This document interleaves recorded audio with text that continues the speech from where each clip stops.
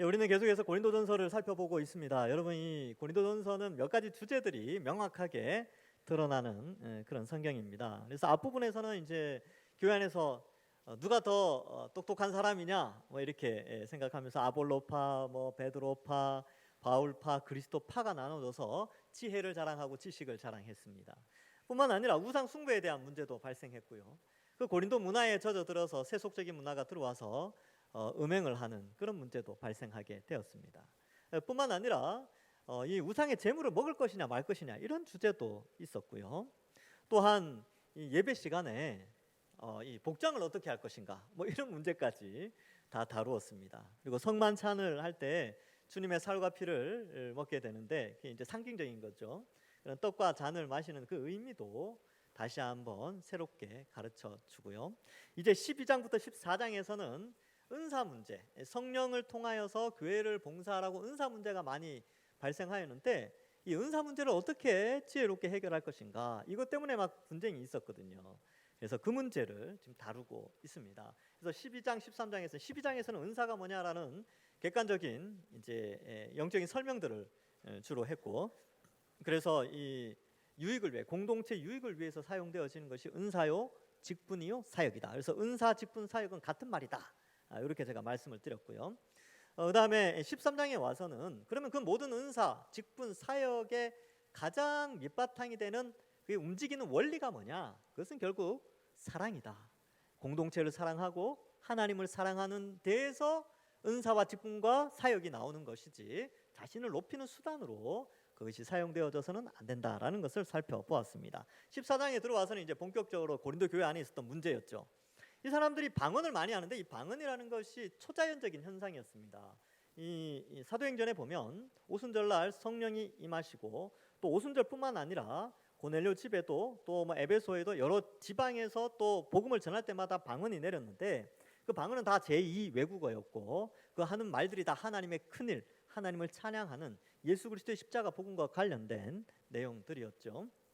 어쨌든 이 방언이라는 것은 초자연적인 현상, 학습에 의하여서 제2 외국어를 하는 것이 아니라 학습 없이 타 민족 국가의 복음을 전하고 또 여러 가지 예배 의식 가운데서 사용되어질 수 있도록 성령이 임한 그러한 초자연적 현상이었는데 이 방언의 은사를 받은 사람들이 좀 교만해졌어요. 그래서 이 은사에는 직분과 사역의 특성이 있기 때문에 때로는 구제하기도 하고 봉사하기도 하고 또 막 그래요. 그래서 초자연적 현상 없이 마음의 성령의 감동이 되어져서 공동체를 잘 세우려고 섬기는 은사들이 막 발휘되고 있는데 이 방언의 은사를 가진 사람들이 야 이건 별거 아니야 그런 것들은 나처럼 이렇게 신비한 제2 외국어 들어봐. 나는 특별히 이게 그 뭐 이탈리아어, 라틴어를 할 줄 알지. 나는 아라비아 말을 할 줄 알아. 나는 구브로 섬의 그 민족의 말을 할 줄 알지. 너 할 줄 알아? 뭐 이렇게 자꾸 이 비교를 하게 되는 거예요. 그래서 은사라는 것이 공동체의 유익을 위하여서 준 것인데 개인의 명예와 개인을 높이기 위한 수단으로 사용되어지니까 또다시 교회 안에 분열의 모습이 나타나게 되었습니다. 사실 오늘날에도 이런 경우가 좀 많이 있어요. 어떤 신비한 체험이나 경험을 한 사람들은 그걸 자랑하고 싶어 해요. 그리고 다른 사람에게 내 신앙이 이 정도다라는 것을 증명하기를 원하는데 그러한 문제에 있어서 고린도 교회 안에도 동일한 문제가 있었다는 것이죠. 그래서 14장에 이런 은사라는 것은 1장의 결론을 내리죠. 사랑을 추구해야 된다. 14장 1절에 그리고 신령한 것들을 사모해야 된다. 이게 남의 유익을 위해서 사역하는 것이 신령한 것들인데 그렇게 해야지 그렇게 자기를 높이기 위하여서 은사가 발휘되어져서는 안 된다라는 것을 말하고 있습니다. 그래서 이 방언은 개인적인 것이고 철저하게 개인적인 것이죠. 그러나 반대로 예언, 이 14장에 나오는 예언이라는 것은 미래를 말함으로 다른 사람의 삶 가운데 삶을 돌이키게 하는 기능인데 뭐 이런 거죠. 예언 같으면 예수님을 믿으면 구원받는다. 예수님이 어떤 분이냐? 2000년 전에 나의 죄의 형벌을 대신하여 죽으신 예수님. 즉 원래 우리가 하나님을 믿고 순종하며 살아가는 하나님의 백성인데 이 백성이 왕이신 하나님에게 반역을 일으키는 거죠. 그래서 에덴 동산에서 아담과 하와가 하나님처럼 되고 싶어 했어요. 즉 왕이 되고 싶어 했다니까요. 에덴의 주인이 되고 싶어 했어요. 그래서 선악과를 먹게 되는데 반역죄죠. 그래서 반역죄로 말미암아 죽음이 이 땅에 들어왔고 인간은 벌을 받게 되었고, 또 그로 말미암아 이제 오고 오는 모든 세대가 하나님께 반역을 저지름으로 죽음과 지옥의 형벌을 받게 되었는데, 그 죽음과 지옥의 형벌을 예수님이 대신 받으셨다는 거예요. 2000년 전에 죄 없으신 예수님이 인간으로 오셔서 우리의 죽음을 대신해서 죽으시고 우리가 받아야 될 지옥의 고통을 십자가에서 대신 다 받아주셨습니다. 이걸 믿는 사람들은 하나님의 백성이 되게 해주겠다. 이게 예언이죠. 그래서 예수님을 믿으면 구원받는다. 이건 예언의 말씀입니다. 그죠? 그리고 예수님이 재림하신다. 다시 오셔서 새 하늘과 새 땅을 이루신다. 이건 다 예언이죠. 이 말을 통하여서 듣는 사람들이 깨달음을 얻는 것입니다. 그래서 여기에 보면 14장 16절 같은 경우는 계시, 지식, 예언, 가르치는 것, 이런 것들이 다 이런 예언의 은사의 형태로 나타났고, 방언은 이런 기능이 없다는 거예요. 이런 기능이. 만약에 방언이 이런 공동체에 유익을 끼치는 기능을 가지려면 어떻게 해야 되느냐? 그 문제에 대해서 오늘 이 13절 이하에서 설명을 하는 거예요. 그래서 그러므로 방언을 말하는 자는 통역하기를 기도할지니, 즉 방언이 공동체에 유익을 끼치고 사랑을 추구하며 신령한 것들로 나타나려면 통역이 있어야 된다. 이것을 말해주고 있습니다. 그래서 14장에 들어와서는 통역이라는 단어가 굉장히 반복되고 있어요. 14장 5절에 나는 너희가 다 방언 말하기를 원하나 특별히 예언하기를 원하노라. 만일 방언을 말하는 자는 통역하여 교회의 덕을 세우지 아니하면 예언하는 자만 못하니라. 이렇게 기록하죠. 오늘 13절에도 통역하기를 기도해라 이렇게 돼 있고, 14장 27절 28절에는 이렇게 기록하고 있습니다. 만일 누가 방언으로 말하거든 두 사람이나 많아야 세 사람이 차례를 따라 하고 한 사람이 통역할 것이요, 만일 통역하는 자가 없으면 교회에서는 잠잠하고 자기와 하나님께 말할 것이요, 이렇게 기록하고 있습니다. 그래서 통역이 필요하다. 통역. 이 방언을 말하는 자는 통역하기를 기도해야 된다라고 하면서 14절 이하를 설명하는데, 14절 앞에 우리나라 번역에는 생략된 단어가 하나 있어요. 왜냐하면. 영어 번역에는 돼 있습니다. FOR. 왜냐하면 for라는 단어를 쓰죠. 그래서 왜 통역이 필요하냐? 그 이유는 14절 볼까요? 내가 만일 방언으로 기도하면 나의 영이 기도하거니와 나의 마음은 열매를 맺지 못하리라. 여러분, 방언이라는 것이 성경에서는 공식적으로는 제2외국어죠. 제2외국어를 나타내는데 이제 마음으로 생각하는 거예요. 영혼이 이제 나 기도해야 되겠다. 이 영혼이 기도해야 되겠다라는 생각을 하죠. 그래서 혀를 통하여서 말을 하는데 자기가 모르는 말이야. 자기가 무슨 기도하는지 모르는 거예요. 그러면 이게 기도의 열매가 맺을 수 있겠습니까? 없겠습니까? 열매를 확인할 수 있어요? 없어요? 확인 못하죠. 기도가 이루어졌는지 안 이루어졌는지 알 수 있어요? 없어요? 모른다는 거예요. 통역이 없으면. 그래서 기도를 하는데 이제 기도해야지 하면서 기도를 하는데 무슨 말인지 몰라. 그러면 그 기도가 무슨 말인지 모르기 때문에 마음의 열매를 맺을 수가 없다라는 겁니다.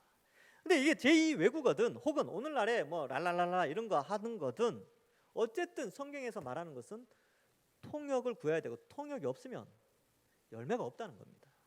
여러분, 기도 시컨 했는데 열매가 없으면 그 기도 시간이 뭔 시간이에요? 헛된 시간으로 끝났다는 거예요. 그렇기 때문에 통역을 필요로 하고 있다. 근데 기독교 교회 역사상 통역을 하는 자가 초대교회 말고는 없었어요. 역사 속에 없습니다. 기록도 없어요. 그래서 이러한 것들을 좀 설명하고 있고, 우리 오늘날에 이제 이런 문제가 많이 발생하는데, 칼빈 아시죠? 칼빈. 종교개혁을 처음 시작한 분이 이제 루터죠, 그죠? 근데 루터는 조금 더 카톨릭 쪽에 서 있고, 더 개혁주의로 서 있는 칼빈은 이 부분에 대해서 명확하게 기록하고 있어요. 칼빈이 이제 뭐 여러 가지 책들을 많이 편찬해냈는데 특별히 고민했던 게 하나 있습니다. 칼빈이 고민했던 게 뭐냐면 어린 아이들의 신앙 교육이었어요. 아이들을 어떻게 교육시킬까? 그래서 어린이 교리 해설을 했는데 그걸 막 설명을 했는데 애들이 딴짓하고 있는 거예요. 하나도 못 알아듣는 거예요. 그래서 설명하니까. 그래서 한 5년쯤 연구하고 해서 원래 처음 어린이 교리서를 만들어냈다가 추후에 한 몇 년 지나서 새로 교리서를 만들어냈는데 그게 제네바 교리 문답입니다. 칼빈의 제네바 교리 문답. 이게 하여튼 여러 가지 있는데 어린아이들에게 쉽게 설명하기 위해서 교리를 썼는데 우리에게 아주 적당합니다. 왜냐하면 우리는 어릴 때부터 교리 교육을 하지 않은 사람들이 대부분이거든요. 그러니까 교리를 잘 몰라요. 근데 우리가 이 제네바 교리 교육을 잘 공부하면 굉장히 유익합니다. 제가 나중에 이제 하이델베르그 교리 문답과 함께 이 제네바 교리 문답도 한번 해볼까. 일단 1차적으로는 하이델베르그를 먼저 좀 하려고는 하는데 나중에 기회가 되면 한번 하려고 하는데 그 제네바 교리 문답 245항부터 247항의 내용이 뭐냐면 기도에 대해서 설명하고 있어요. 그리고 247항은 특별히 방언 기도에 대해서 칼빈이 명확하게 기록하고 있습니다. 제가 오늘 그대로 읽어드리겠습니다. 약간 이제 좀 설명도 부드럽게 설명도 해드릴게요. 제가 일단 그 항을 그대로 읽어드릴게요. 칼빈이 쓴 겁니다. 자신도 이해하지 못하는 알지 못하는 낯선 언어로 기도하는 행위를 하나님을 조롱하는 행위이고 사악한 위선이라고 규정한다. 이 칼빈이 이렇게 썼어요. 개혁주의는 이렇게 시작하는 겁니다. 그러니까 자신이 알지 못하는 언어로 기도하는 것은 하나님을 조롱하는 것일 수 있다는 것이죠. 그러니까 하나님과 대화하러 나갔는데 하나님도 모르고 자기도 몰라. 완전 알지도 못하는 언어들 그런 것들로 이야기한다는 것은 하나님 조롱하는 것이죠. 뿐만 아니라 저는 그렇게 생각합니다. 기도 시간 그 귀한 기도 시간을 내어서 기도 자리에 갔는데 자기가 모르는 언어로 기도한다는 것은 그 시간이 너무 아깝지 않습니까? 그건 이제 또 뒤에 가서 설명을 하도록 하겠습니다. 어쨌든 그 방언의 기도든 방언의 여기 뒤에 나오는 축복이든 감사든 찬양이든 그것이 자신이 알지 못하는 언어라면 아무런 유익이 없습니다. 그래서 이 방언의 영역을 해석을 할 때 전통적인 개혁 교회 안에서는 공적 예배 가운데서 방언을 못 하도록 하죠. 아까 28절에서 나왔죠. 그죠? 통역하는 자가 없으면 잠잠하라.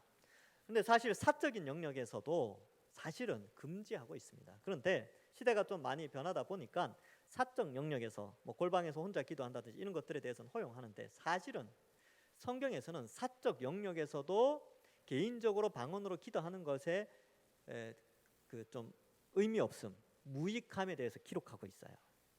뭐 어떻게 해야 되느냐? 그러면 이제 전통적으로는 그렇게 했죠. 사적 영역 속에서도 자신이 이해하는 언어로 기도해야 된다. 이것을 많이 말씀하고 있습니다.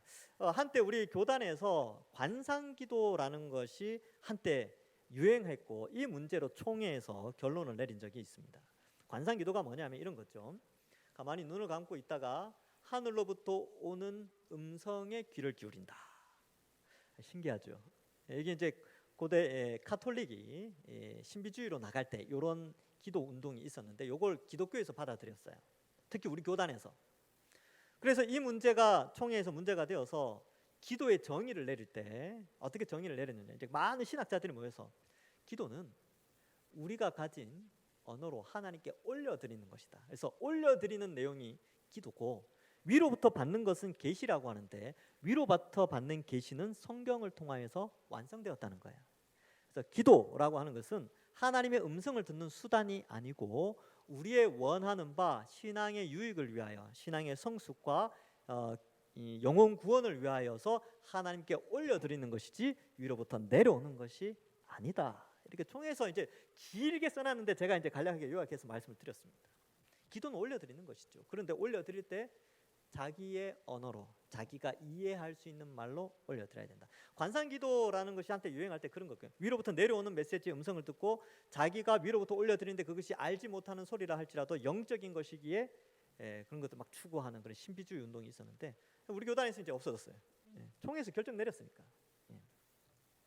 자, 어쨌든 이러한 것들에 대해서 우리에게 말했는데 자, 그럼 왜 통역을 해야 되느냐? 이유를 14절 15절에 설명하고 있는 거예요. 14절은 좀 전에 말씀드렸죠. 열매가 없다. 그러면 진짜 기도하고 찬양하는 게 올바르게 하는 게 뭐냐면 15절과 같이 올바르게 해야 된다는 거예요. 그러면 어떻게 할까? 내가 영으로 기도하고 또 마음으로 기도하며 여기 영으로 마음 이렇게 있는데 영이라는 게 피뉴마 소문자로 썼고요. 마음이라는 게 누스라는 단어인데 이게 판단력이에요. 이해력, 판단력을 가지고 기도하며 이런 의미예요. 그러니까 우리가 판단력을 가지고 이해할 수 있는 언어로 이야기를 해야 되지, 하나님께 기도해야 되지. 그렇지 않으면 안 된다는 거죠. 영으로 찬송하고 또 마음으로 찬송해야 된다. 마찬가지죠. 내가 이제 하나님 찬양해야지 하는데 내가 무슨 노래하는, 무슨 찬양을 하는지, 무슨 찬양의 내용인지 몰라. 그럼 의미 없다는 거예요. 그래서 여러분 그런 경험이 있습니까? 저는 이제 제가 중학교 때 그런 기억이 있어요. 중학생들이 지금이야 어릴 때부터 영어 교육을 많이 하는데 제가 중학교 때만 해도 중학교 올라가서 영어 교육을 시작했거든요. 근데 팝송이 막 유행하고 막 그랬어요. 그래서 팝송, 영어로 된 팝송을 막 들으면 어떻게 해요? 그거 외우려고 한글로 쓰죠. I love you because 뭐 이렇게 해서 한글로 써서 팝송을 외웠어요. 그래서 그걸 막 불렀다니까요. 그러면서 막 이야기하길래 노래 팝송 잘 부르는 친구한테 야 그거 무슨 뜻이냐고. 몰라. 그냥 좋아서 부르는 거지. 그렇게 말한다는 거예요. 근데 마찬가지로 그게 뭐냐면 영어로는 참 좋은데 자기가 모른다는 것은 이처럼 이러한 이 찬양도 그런 형태로 가면 안 된다는 거예요. 찬양 가사 안에는 하나님을 높이고 그 가사 안에는 믿음을 고백하고 또 그죠, 그런 내용들이 많이 있는데 그걸 모르고 찬양한다는 것은 있을 수 없는 일이라는 거죠. 그래서 15절처럼 해야 되지 14절처럼 하면 안 된다는 거예요. 그래서 16절에 그렇지 아니하면, 만약 이렇게 영과 마음 그것이 일치되어서 기도하거나 찬송하지 않으면 의미 없다. 그렇지 아니하면 내가 영으로 축복할 때 알지 못하는 처지에 있는 자가 내가 무슨 말을 하는지 알지 못하고 내 감사에 어찌 아멘하려. 지금 여러분 이 방언에 대한 여러 가지 기능들이 등장해요. 첫 번째 기도하는 내용이 나왔죠. 그러니까 우리나라 사람들은 방언 그러면 기도라고 생각하는데 성경에는 기도뿐만 아니라 뭐가 나오냐 하면 찬송도 나오죠. 방언 찬송. 그 다음에 여기엔 방언 축복이 있죠. 그리고 방언 감사가 있어요. 또 다음 시간에 다음 주에 할 건데 방언 메시지도 있어요. 방언 계시. 그래서 공동체 안에서 계시를 나타내는 거죠. 그리고 뭐 여러 가지 그런 기능들이 있어요. 근데 우리는 자꾸 이제 기도로만 생각하는데 꼭 그렇지는 않아요. 그렇기 때문에 이런 여러 가지 복합적인 방언을 통해서 제2외국어를 통해서 이런 기능을 수행을 하려면 통역이 반드시 있어야 된다. 이것을 우리에게 알려주고 있는 것입니다. 그래서 이런 것이 축복이나 감사가 통역이 없다면 누가 감사하고 아멘하고 그 축복의 말씀 저도 동의합니다. 누가 이렇게 말하겠냐는 거죠. 그러니까 지금 이 내용을 봤을 때에 방언은 꼭 통역과 함께 가야 된다. 이것을 17절까지 이야기하고 있습니다. 자, 그 다음 18절과 19절을 볼까요? 내가 너희 모든 사람보다 방언을 더 말함으로 하나님께 감사한다. 요거 이제 두 가지 해석이 있는데 제가 한 가지 해석은 이렇게 약간 요거를 부정적으로 보는 해석이 있는데 요걸 이제 사도행전과 좀 연결시켜 보면 이런 거예요. 여러분 사도 바울은 굉장히 똑똑한 사람이었습니다. 그래서 그가 복음을 전할 때에 어떤 사람들은 야, 너 학문이 많아서 미쳤다라고 말할 정도로 굉장히 똑똑한 사람이었죠. 그리고 이스라엘 여러분 유대인들이 굉장히 똑똑하죠. 그죠? 뭐 로벨상 거의 다 유대인들이 많이 가져간다 그러잖아요. 똑똑한데 그 똑똑한 사람 중에 1%, 0.1% 안에 들어갔어요. 왜냐하면 그가 가말리엘 문화에 있었거든요. 가말리엘은 지금도 유대인들이 존경하는 랍비 중에 한 명입니다. 그러니까 엄청나게 똑똑한 거죠. 길리기아 다소에서 태어났지만 예루살렘 가말리엘 문화에서 아주 탁월하게 활동을 했던 그런 사람이었죠. 그리고 그가 똑똑했다는 이유를 알 수 있는 것이 갈라디아에서 보면 다메섹에서 회개를 하고 사도 바울이 다메섹에서 어디로 가냐면 아라비아로 가요. 아라비아는 언어가 다릅니다. 그리고 사도행전에 보면 15개 국어 언어가 나오는데 마지막에 나오는 언어가 아라비아 언어예요. 15개국의 언어를 하는데 막 이렇게 내용이 나오거든요. 근데 아라비아에 가서 아레다 왕 4세 치하에서 복음을 전합니다. 3년 동안인가요? 하여튼 그렇게 있지요.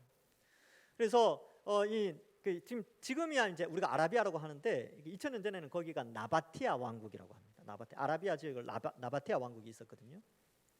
근데 나중에 다시 이제 다메섹으로 올라오니까 아레다 왕의 부하들과 유대인들이 합력을 해서 바울을 또 공격을 하려고 하죠. 그래서 광주리 타고 내려오는 장면이 사도행전에 기록돼 있어요. 자, 이처럼 아라비아 언어도 잘했고요. 또 어땠습니까? 아시아 지역으로 갔죠. 그래서 지금의 터키 땅 그쪽으로 가서 뭐 에베소 그쪽으로 가는데 거긴 다 히브리어나 이런 단어를 쓰지 않아요. 다 라틴어를 쓰고 혹은 헬라어를 쓰고 그런 지역입니다. 근데 사도행전에 보면 어느 곳에 가든지 바울은 그 지역의 언어로 그들에게 복음을 전합니다. 그러니까 여러 가지 방언을 하는 아주 똑똑한 언어에 탁월한 천재였죠. 그런 의미로 받아들인다면 감사하죠. 근데 통역이 없으면, 자기가 모르면 의미가 없고, 오히려 바울은 방언을 많이 했지만 결론을 어떻게 내리느냐, 19절에 결론을 내립니다. 볼까요? 그러나 교회에서 내가 남을 가르치기 위하여 깨달은 마음으로 5마디 말을 하는 것이 1만 마디 방언으로 말하는 것보다 나으니라. 이게 결론이에요. 19절이 결론이고 28절이 결론이에요. 그러면 자, 한번 생각해 봅시다. 많은 사람들이 그래요. 방언은 제2외국어고 혹은 오늘날에 랄랄랄라 하는 것도 방언이라고 친다면, 제가 이제 이야기를 하죠. 교회에서는 하면 안 된다. 통역하는 자가 없으면 금지돼 있다. 이렇게 이야기를 하면, 목사님은 방언을 못해서 안 해봐서 그렇다고, 안 하니까 그런 말 한다고. 근데요, 바울은 했잖아요. 바울은 아주 많이 했어요. 제2외국어를 탁월하게 했죠. 그리고 바울만큼 큰 은사를 받은 사람이 어디 있습니까? 근데 그가 뭐라고 말을 해요? 1만 마디 방언보다 자국어로 깨달은 5마디로 하는 게 훨씬 낫다. 이것을 말하고 있어요. 그래서 제가 공대 출신이지 않습니까? 계산하는 거 좋아합니다. 5마디가 몇 초일까? 동산교회는 하나님께서 동산교회를 사랑하시고 축복하시고 아끼십니다. 이렇게 말하면 5초 걸려요. 마디당 1초 잡고 천천히 말해도. 5마디는 5초. 그럼 1만 마디는 1만 초죠. 1만 초를 분으로 바꾸면 166분. 예, 그래요. 예, 166.66666 이렇거든요. 그러니까 167분으로 하고 합시다. 167분이면 몇 분이에요? 시간으로 따지면 2시간 47분이에요. 여러분, 깨달은 자국어로 5초 말하는 것이 2시간 47분 말하는 것보다 낫다. 수학적으로 따지면. 저는 원래 이게 답이 똑 떨어지는 걸 좋아해서 그렇습니다. 제가 예전에 이제 부교육자 시절에 면접을 간 교회가 있어요. 이렇게 이제 예전이죠. 그게 거의 한 10몇 년 전입니다.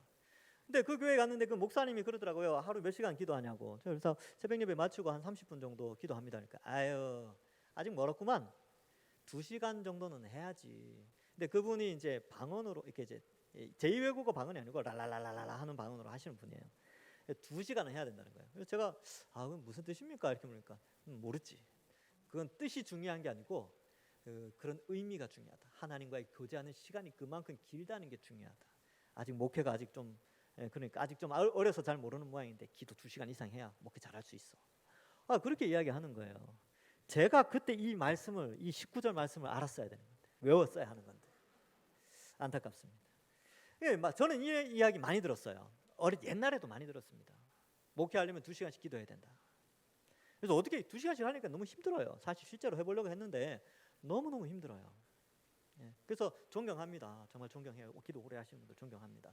근데 제가 이제 2시간을 하더라도 방언으로 하면 그냥 1만 마디 하는 건데, 여기 분명히 나와 있잖아요. 깨달은 5마디로 5초 하는 게 2시간 넘게 하는 것보다 낫다.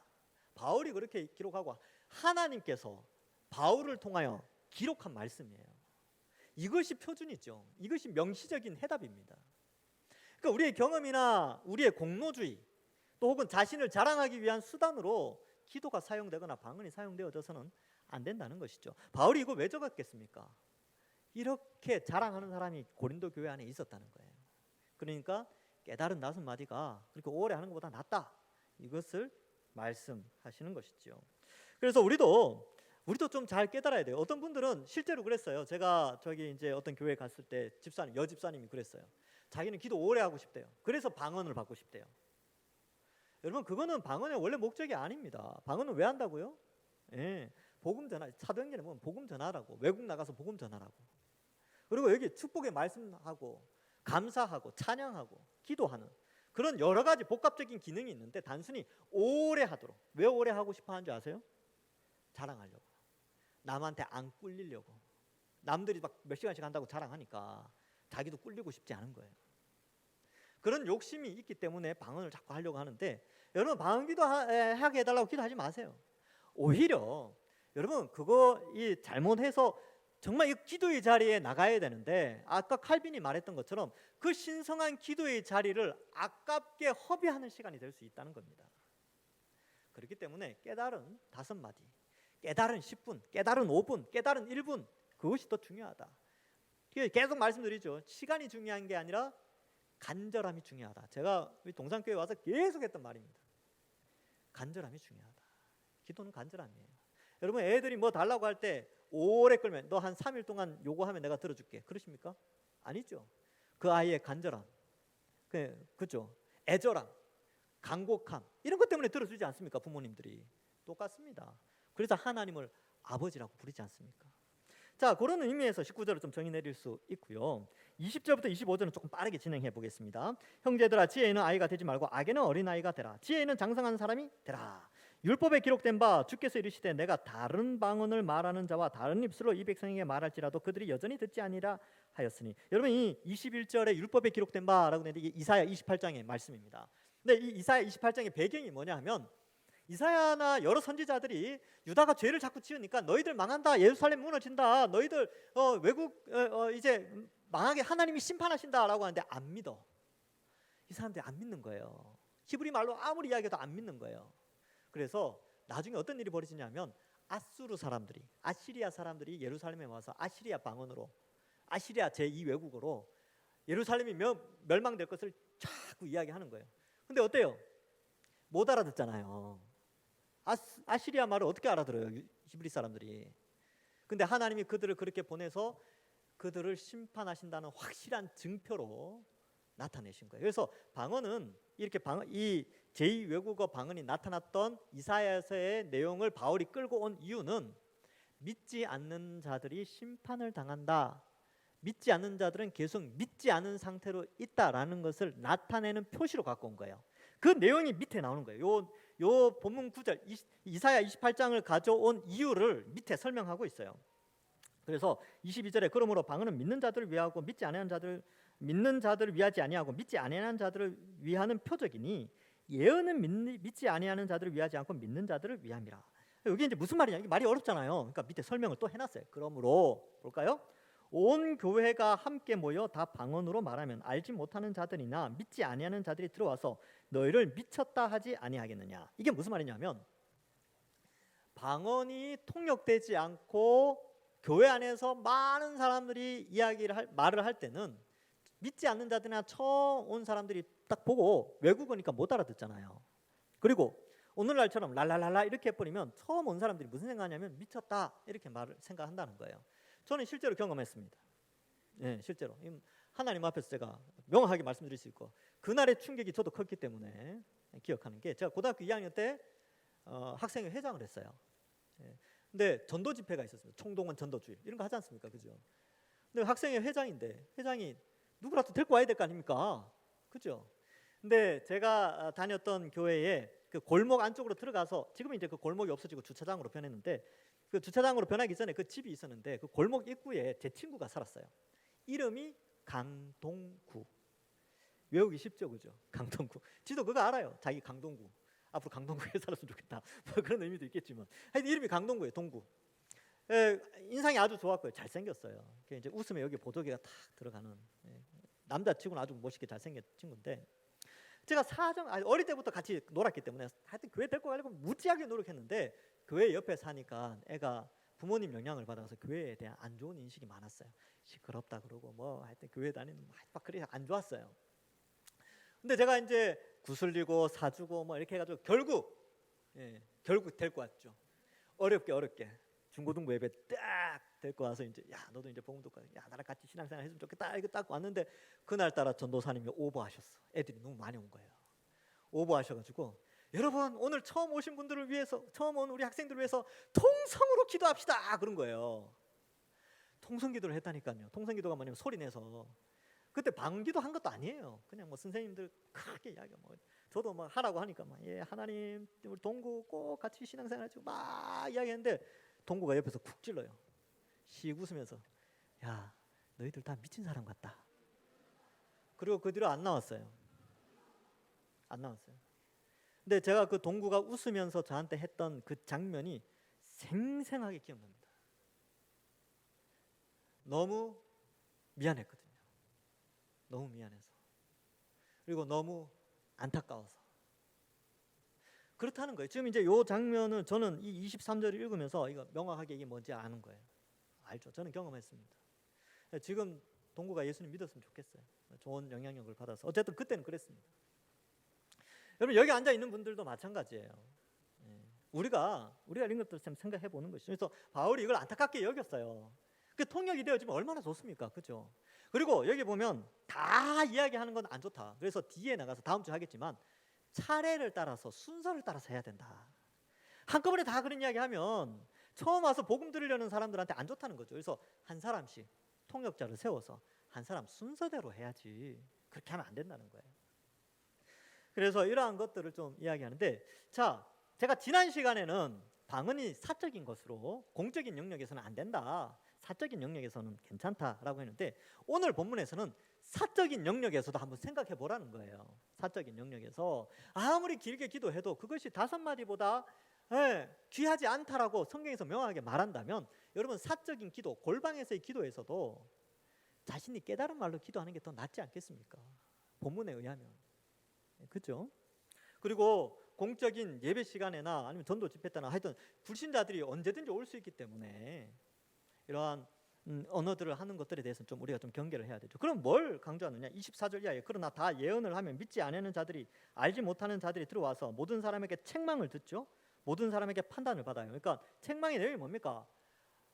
자신이 하나님을 거역하고 살았다는 사실을 깨닫게 되는 거예요. 그렇죠? 하나님 믿지 않았다는 사실을 깨닫고 어때요? 모든 사람에게 판단을 받죠. 이게 모든 사람에게 판단을 받는다는 게 뭐냐면요, 이게 모든 사람이 손가락질한다 그런 뜻이 아니에요.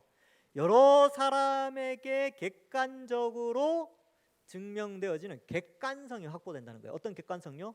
자신이 하나님을 믿지 않은 반역자였구나, 죄인이었구나라는 깨달음에 대한 객관적인 증거 혹은 객관적인 지식이 확보되는 것을 의미해요. 여러 사람에 의해서. 그래서 그 마음에 숨은 일이 드러나게 됐지요. 자기가 깨닫는 거예요. 엎드려 하나님께 경배하죠. 회개한다는 뜻입니다. 엎드린다는 것이 보통 회개의 모습이거든요. 그리고 하나님이 참으로 너희 가운데 계신다. 하나님이 이 공동체 안에 있구나. 그래서 복음을 듣고 깨달은 자는 아는 거죠. 야, 하나님이 진짜 계시는구나. 하나님이 이 동산교회 안에 있구나라는 것을 깨닫게 된다는 것입니다. 그래서 이 예언이 뭐라고요? 성경 말씀에 대한 가르침에 대한 예언이죠. 그래서 저는 이 본문을 살피면서 우리가 좀 생각을 해봐야 된다. 오늘날 이 한국 교회를 좀 생각해 보는 거죠. 한국 교회 안에서 이 방언에 대한 기도들을 많이 하게 되는데, 그 배경을 제가 이제 시간이 많이 지나서 설명을 하기는 어렵지만 그래요. 이게 부흥 때문에 그렇습니다. 부흥. 이게 진리를 수호하는 것에는 관심이 없고 영혼을 구원한다라는 명목 아래 숫자를 많이 불리는 수단으로 이 방언을 많이 사용을 해요. 그래서 제가 부흥 반복론 이런 세미나 많이 갔거든요. 어떻게 전도할 것인가, 어떻게 하면 교회가 부흥하는가. 그래서 한때 뭐 부산에서 뭐 큰 부흥 집회 같은 거 막 했어요. 이렇게 막 가르쳐 주는 거, 세미나 같은 거, 무슨 코스 이런 거. 그런데 가서 들은 강의 내용의 중심에 방언이 있었어요. 방언시켜야 된다. 방언이 성령 충만의 길이고 신령한 것을 경험하는 것이며, 거의 결국 결론은 뭐냐면 체험이 사람을 변화시키고 체험이 신앙을 자라게 하고 체험이 교회를 부흥시킨다. 이 주장인데 굉장히 인본적이죠. 성경에 안 나오는 거예요. 근데 성경은 어떻게 말을 해요? 부흥은 복음 전파, 진리를 수호하고, 그 진리를 수호하고자 하는 마음, 진리에 대한 참된 깨달음으로 말미암아 영혼을 사랑하는 마음에서 할 때 참된 부흥이 일어나죠. 그래서 이제 또 그 세미나 갔을 때 그런 이야기들, 교회가 부흥하려면 조명을 다 바꿔야 된다, 음향시설 바꿔야 된다, 뭐 해야 된다. 물론 예배 드릴 때 필요하지요. 근데 그건 부흥의 조건은 아니에요. 예배 환경의 조건이지. 근데 그런 건 부흥의 조건이 아닌데 그걸 부흥의 조건에 막 넣고 그래요. 결국 하는 말이, 이렇게 자기가 결론을 내린 것은 컨설팅 회사에서 자기가 비싼 돈 주고 컨설팅을 받아서 이런 결론을 낸다. 이상하지 않습니까? 성경에서 교회를 찾아야 되는데 교회가 아닌 다른 회사에서 교회 부흥을 찾는 그런 어리석은 게 있고, 그런 것들이 만연해져 있는 시대에 우리가 살고 있어요. 그러니까 이런 메시지를 전하는 것이 얼마나 귀중합니까? 그러니까 종교개혁의 선배들이 그동안 쌓아왔던 신앙의 그러한 것들 우리가 잘 이어받아야 하는 것입니다. 그래서 여러분들 판단 잘 하시고, 우리는 그런데 영향받지 않고 전통적인 성경적 신앙 아래에서 믿음 생활 잘하여서 나중에 주님 앞에서 칭찬받으시는, 그래요. 야, 너 동산교회 출신이구나. 내가 너 안다. 내가 너 알아. 너 잘 배웠어. 그렇게 칭찬받으시는 우리 모든 주의 백성들 되기를 주님의 이름으로 간절히 축원합니다. 기도하겠습니다. 하나님 아버지, 은혜를 감사합니다. 오늘 말씀을 통하여서 교회가 어떠한 곳인가, 또 은사, 직분, 사역이 어떻게 구현되어져야 되는가를 함께 생각해 보게 하시니 감사합니다. 신령한 것을 사모하고 사랑을 바탕으로 우리가 은사를 사모하고, 특별히 신비한 은사라 할지라도 그것이 우리의 교만의 수단이 되지 않고 오히려 섬기고 또 낮아지는 그러한 직분과 사역과 은사가 되게 하여 주옵소서. 또 어지러운 세상 가운데 살고 있습니다. 이러한 배경 가운데서 참된 진리, 우리 종교개혁의 선배들이 목숨 걸고 지켰던 신앙의 교리들, 진리들 우리들도 잘 지켜서 바른 교회로, 좀 더 성경적인 교회로 세워나가는 우리 동산교회 모든 성도들 될 수 있도록 축복하여 주옵소서. 감사드리옵고 예수님의 이름으로 기도하옵나이다. 아멘.